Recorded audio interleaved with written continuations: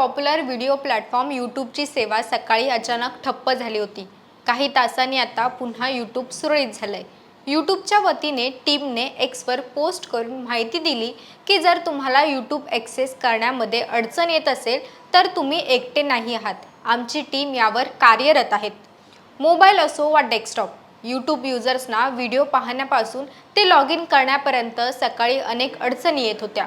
पण असं का होत होतं? इतकी मोठी कंपनी जिच्याकडे जगातील सर्वोत्तम सर्व्हर्स आहेत, तिचा हा व्हिडिओ प्लॅटफॉर्म अचानक बंद कसा पडला आणि याचा सर्वात मोठा फटका कोणाला बसतो? आजच्या या व्हिडिओमध्ये आपण यावर सविस्तरपणे समजून घेणार आहोत। नमस्कार, मी मयुरी आणि आपण पाहतात मुंबई आउटलुक।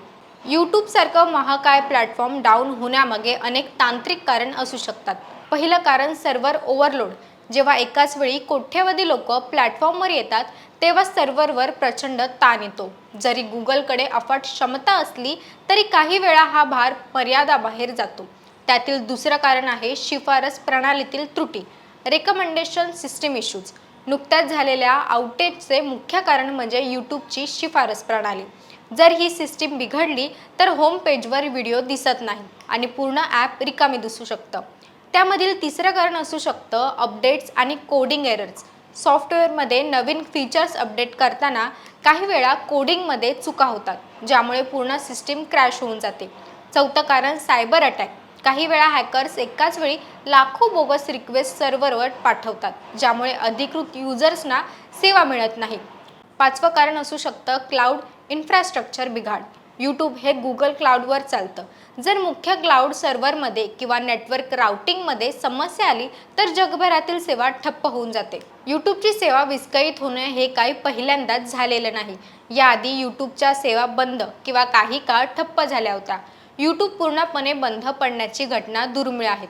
तरीही गेल्या वर्षभरात 2025-26 मध्ये काही मोठे आउटेज पाहायला मिळाले। आजच शिफारस प्रणालीमध्ये बिघाड झाल्यामुळे जगभरातील 15 लाखाहून अधिक लोकांनी तक्रारी केल्या।